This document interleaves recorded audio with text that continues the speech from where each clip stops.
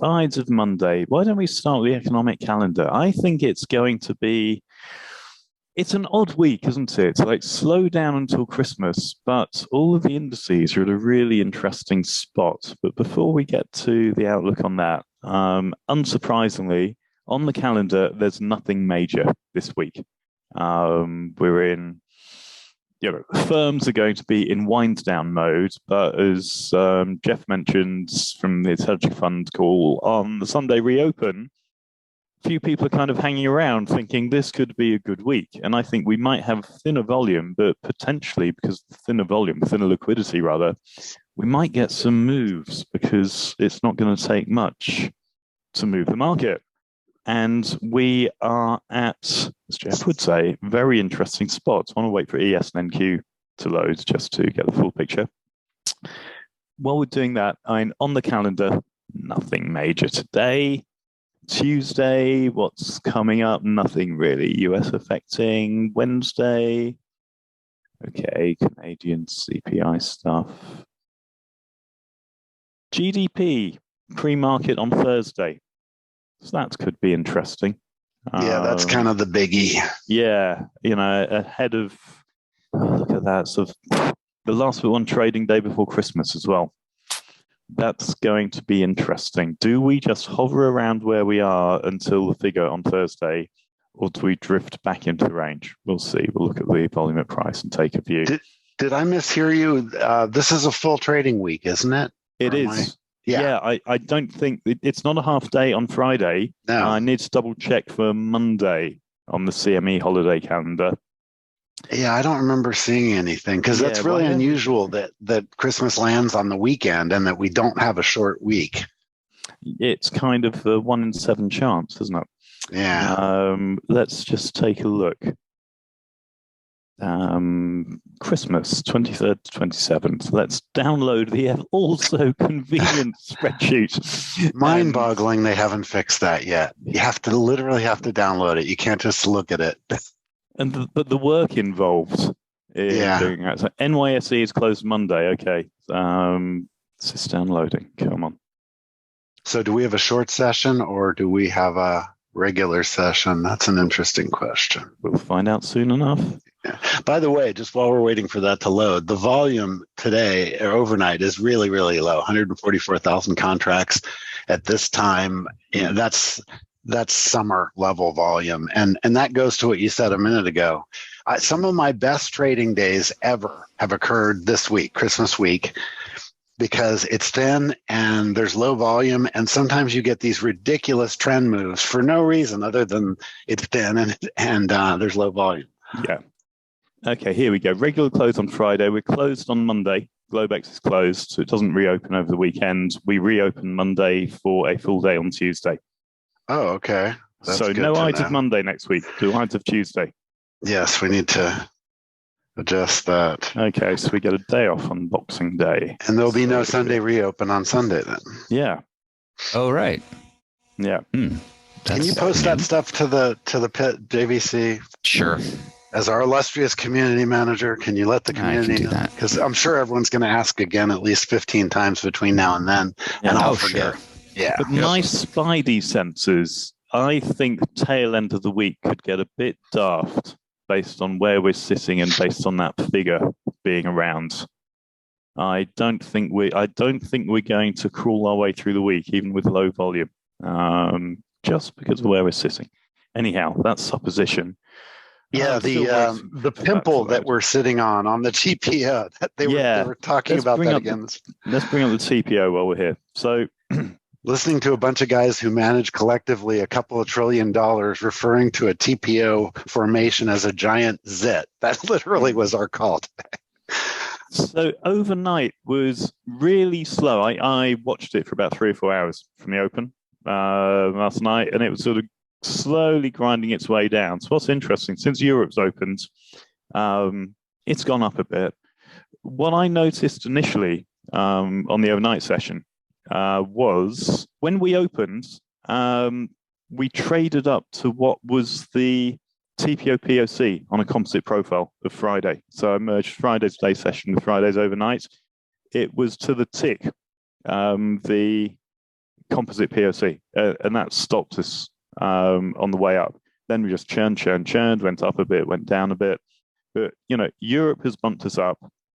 What is interesting about where we are is at the moment, we are pretty much in the middle overnight.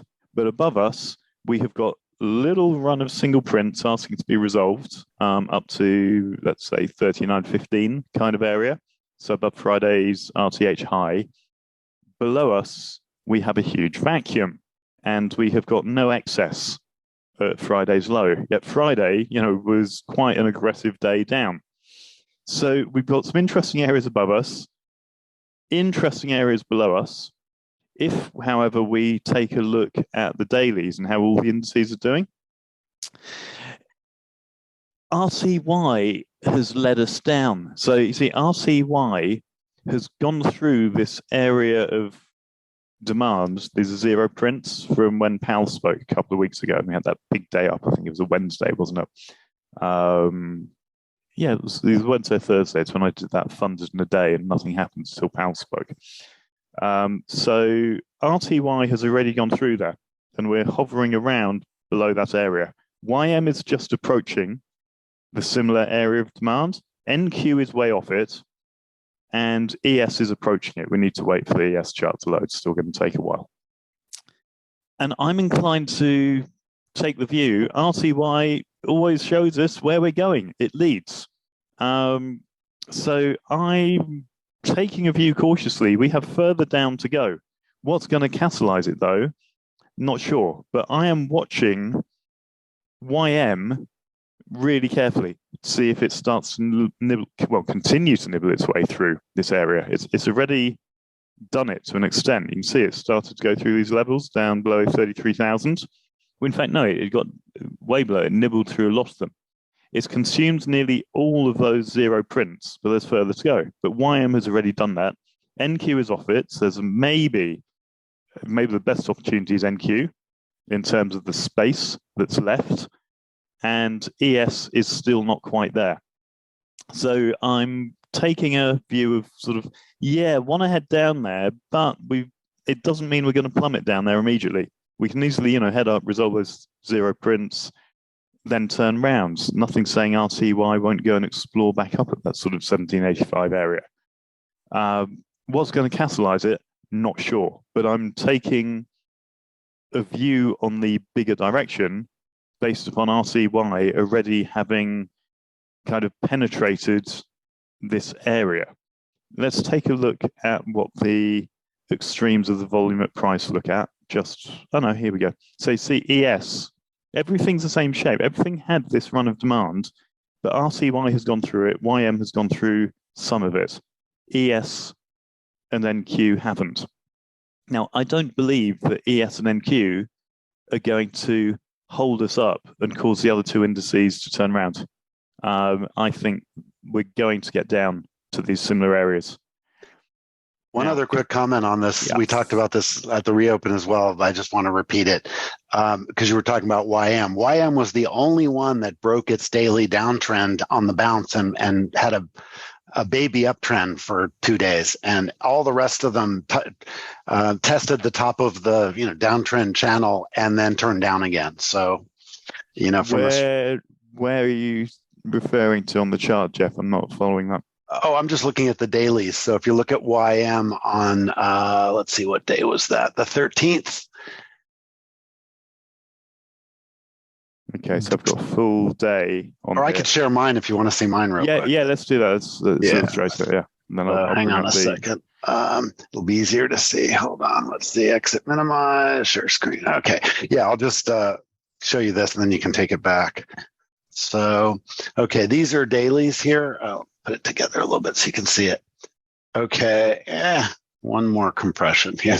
It was on my other monitor, so it's the wrong size for this monitor. There we go. Now we can see it. Okay, so NQ, ES, RTY, YM. See this spot right here? If you just draw a downtrend, it broke out of its downtrend. All of the rest of them have totally respected the downtrend. And ES tried to break it and didn't. And RTY tried to break it and didn't. YM did. And then it reversed the hardest. So that's consistent with what you were saying. Yeah, I think that there's going to be a kind of fight to hold things up, and then we could plummet. Relatively in terms of ES and NQ down to these areas. So the ES, it starts about 38.20. I'll take the screen back so you can see it. Yeah, take it back. So anyway, here we go. Screen one.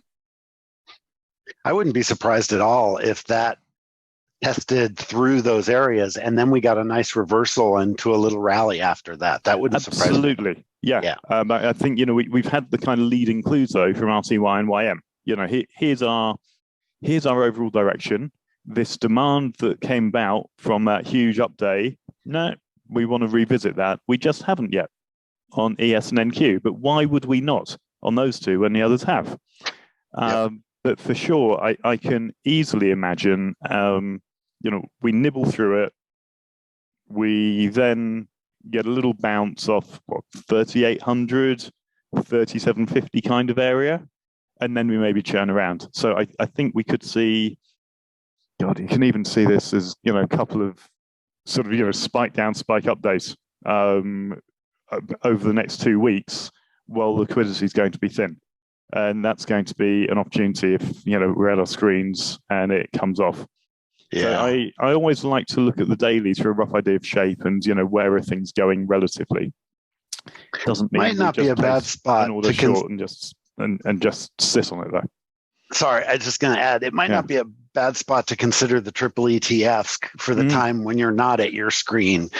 But because otherwise, a move could come at any time with this kind of thinness. And so I'm kind of looking at that. If I come up with any good scenarios there, I will post them in the pit.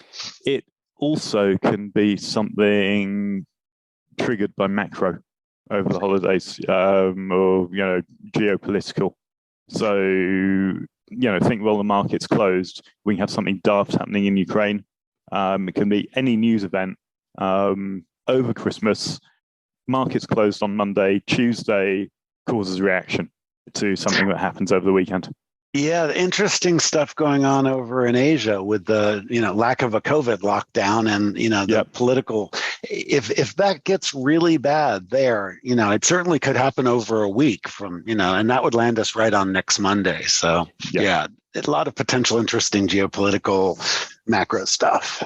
So we're at some interesting spots, and at the same time, liquidity is going to be thin, and anything could happen. So we've got to be a little bit frosty, but there's some opportunity around. But as with all these things, certainly when it's thin, you can't chase it. That's what's going to be awkward. So the TPO, we've kind of spoken about on the daily as well. The interesting area is above Friday's high, up to 39.15, and then below us, we have a hole.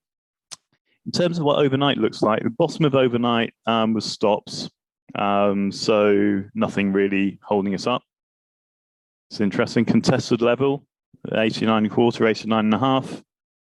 Up at the very top, not a bad price rejectus. The top seems more stable than the bottom. But, as regards regular trading as near open, I'm staying super open-minded on this. I know my big picture view, but I just have to go with what's happening. I'm happy to get long and trade into that run of single prints. Once it gets there, I'm really looking for the opportunity of a short trade, probably, depending upon how the top looks, and then we continue our journey down. Could be either way. Obviously, it could be either way. If I just merge overnight Friday's day session with all of Friday, I just want to illustrate what I was talking about on the overnight reopen. So look at this. We traded up. It sort of ground its way up. But, to the tick, we halted at the composite TPO POC. No surprise there. And, okay, it tested, what's that, value area boundary of some type. That's what it's done overnight. And there's a price rejector up there. So I'm kind of thinking it's probably going to explore the overnight low. If we break the overnight low, can we get lower? Can we put a tail in on Friday? That's interesting. But we've got to wait for it to start to play out at 8:30 Central. And that's kind of it in terms of my view of the world. Anything to add, Jeff? Yeah, the only other thing we talked about on the hedge fund call, these guys they're not disclosing, tactics or strategies. We talk very globally, but we do these little polls. I mentioned this when I talk about it. And today we had how would you trade this? But, clearly the TPO from Friday shows a long liquidation. There's no argument there. Yeah. And we're right on that price. So the question that we all were discussing is, would you buy if we open weak and immediately take out the low? Would that be something you would be looking to buy just generally? And everybody said yes. Can easily be a short squeeze today, can't they? Yes, they all see that as a tradable low. And then the other side of the conversation, then so we kind of went to the next question, where would you look to play it the other way based on this? And it's interesting. We all, again, when we do these things, we all just kind of vote. And the consensus vote was 39.50 is the place they would initially be thinking that. So that's a decent pop up from here. That's not quite 100 points, but 70 points. So and again, I don't tell you guys this stuff for a trading edge. I'm trying to give you an idea how people that are slinging reasonably large amounts of money are thinking. And so, which is the bottom of the area we've broken down from. Yeah, exactly. So, they're thinking in terms of where can I hit home runs potentially? And so, that's a good spot to play. And again, it's noteworthy. A lot of these guys normally take this week off and nobody is taking this week off. Everybody thinks we could get some great movement. So I think, I saw a post on the Facebook groups, when are you all stopping your ES trading in the run up to Christmas, as the volume goes down? But it was worded in such a way that it's like these guys, of course, the volumes disappear. That was funny. And, some people said, I've already stopped. I'm going to resume first week in January. I think ignoring the next 2 weeks, 3 weeks, you can really miss out. You've got to be nimble over the next 2 to 3 weeks, and you've got to be prepared for some horrible nothing's happening days. But I think we are at a spot where, and we've seen it before, a couple of years ago, we had massive rally, didn't we, 2 years ago, 3 years ago, over like 3 days between Christmas and New Year. 200, 300 points, as I recall. We could easily have some good moves in the next couple of weeks. So, if your schedule allows for it, I think that screen time is going to be worthwhile. Yep, I totally agree. Okay, other than that, shall we talk through what's happening this week in TRG? It's quite a full calendar. There's some, a few little tweaks on it. But you're doing scalping jigsaw a little bit later this morning, Jeff? Yeah, we're doing a jigsaw scalping right around the initial balance, I think, if I'm remembering that right. Or wait a minute, an hour after that. Yeah, 11:30 Eastern. Yeah, 11:30 Eastern. 8:30. Right? Yeah. And that's the art of being nimble. So join us. And what we're going to do similar around the open on Wednesday. That session turned out to be a really good one last week. We didn't trade much, but it was really educational. The open 5 into the first hour. So I'm going to try to duplicate that Wednesday as well. Tomorrow, I've got a couple more classes. We'll look at absorption and we'll look at zero print aggressions, a setup. We've managed to create a clash on market profile essentials versus Jeff's trading the open. So we'll move market profile essentials somewhere. Don't know where, but we'll deal with that. We're having a call later and we'll put an announcement in the pit. Thursday, there's nothing going on. How about that? And Friday should be interesting. Gaming the close. Oh, yeah. Friday's close. Now that, the fact that Monday is going to be a holiday, particularly if this week is volatile. Yeah. That could be a very interesting day. Absolutely. Yep. So everyone just stay aware of that. We'll put a couple of announcements in the pit as to where we'll move the market profile essentials to. We'll get that done before close of play today. We'll just announce it. What we'll do, we're not going to change the Zoom meeting. We'll just keep you updated that this is happening on a different time. And there'll be no Sunday reopen, and the Ides will be on Tuesday. Right. After we have all eaten our fill of turkey and sticky pudding. Sticky pudding. Yeah. Or lobster and cristal, depending upon how you do these things. So I Excellent. think that's about it from my side. Anything else to add, guys? Nothing from me.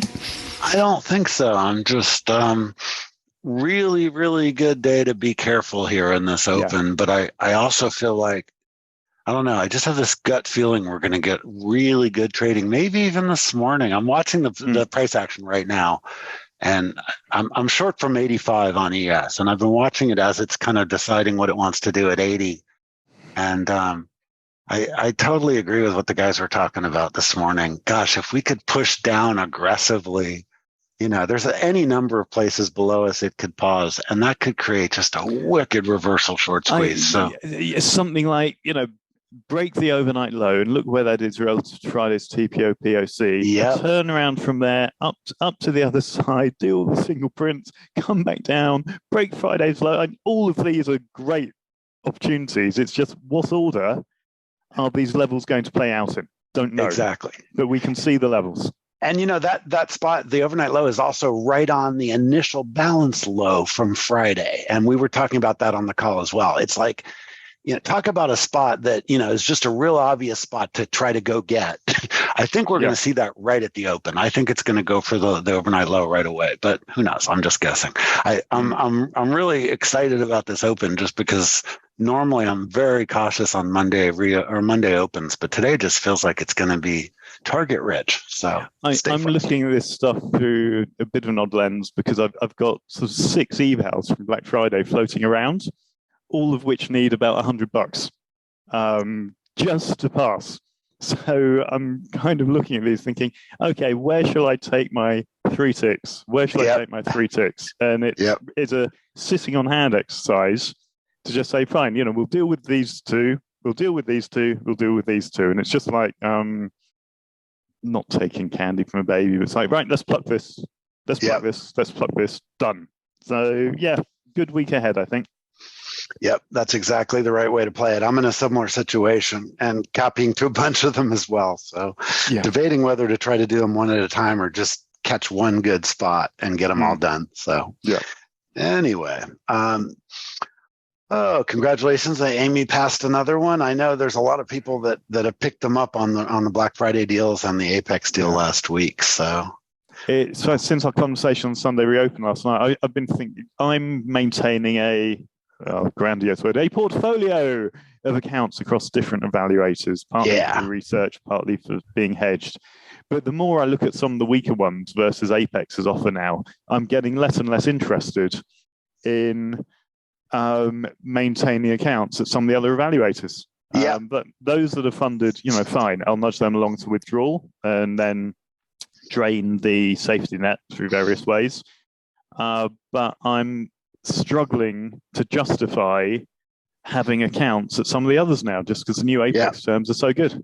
Yeah, that's my Bullinex. I paid the one-time fee. I'm profitable. I'm not quite at withdrawal. I don't really want to put a lot of energy into them, but it's worth just, nudging them to there and then taking the withdrawal. And think about that. If everybody's thinking that way with all the other evaluators, it's going to be Lilu, Top Step, and Apex that are left. It'll be interesting if Lilu follows suit. I think Lilu are too big to fail. That's what they have going on. And one doesn't want to have all one's eggs in an Apex basket. But if there is another, I think I've got 4 or 5 sitting around there at the moment. I'm not inclined to take any more. But if they extend after Christmas a sale, I am tempted to get it up to 10 or even 20 for as long as they've got these new terms, because I don't see there's going to be any problems there in the first half of the year ahead. And the terms are just very nice, Yeah, it's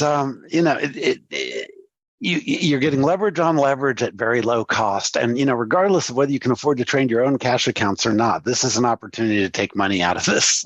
Yeah, and 4K a month withdrawal per account, even though it's restricted, that's still a decent number. Yeah, and assuming you can consistently make money, whatever your methodology is, it's a decent opportunity. No question about it. All right. And I have just thrown a link in for you, Thomas, a quick blog post on the new Apex terms, since it sounds like you hadn't heard, but they are significant. Yeah, and they have a sale going till tomorrow. So yeah. Oh, yes, that too. Yeah, it ends tomorrow at midnight. It's their 80% off on all different. They'll sizes. extend it. They'll do something in the new year as well. Oh, I'm sure Through they'll New do a New Year Year's. one too. Yeah, Yeah. No, their whole business model is right there. Get the money up front and assume most people fail, and most people will fail. So the few that don't, they'll pay off. That's all. Yeah. Yeah. Yep. So it's that one announcement, which on its own isn't that dramatic, but is interesting in the round, given how many other companies have come in this year. Right. Yep.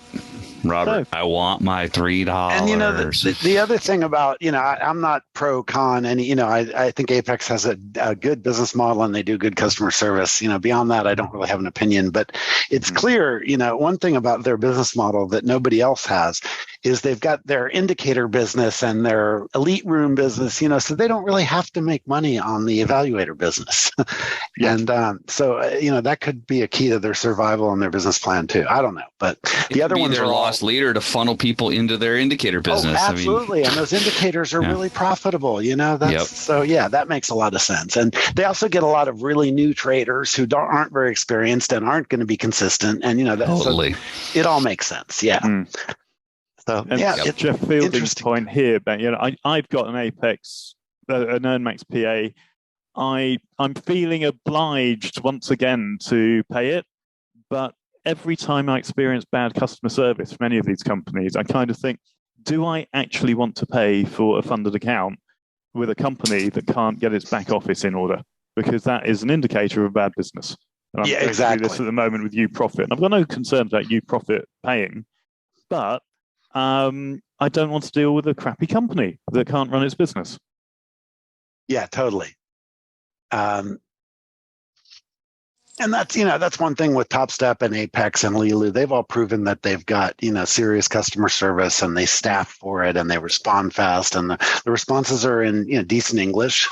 I saw that one you posted from EarnMax. That was pretty funny. Yeah, but also I'm going through rubbish at the moment on UProfit, where they need a DNA sample from me in order for me to get the funded account open. Yeah, and I'm thinking, additional to my driver's license, my passport, a picture of me with my passport, IRS documentation on my company. It's like you are engaging me as a contractor. You're not a bank. You're not a brokerage. A brokerage doesn't even ask for this. Yeah, So I'm looking at this thinking, do I really want to play with a company that can't get its act together? Yep, there's enough to stick with the good ones. So exactly. So that's cool. Current state of mind on other stuff. So I think we can leave it there, can't we? Stay frosty, everyone. Could be an exciting week or two, but be careful. Indeed. All right. Good trading, everybody, and we'll see you more in the pit.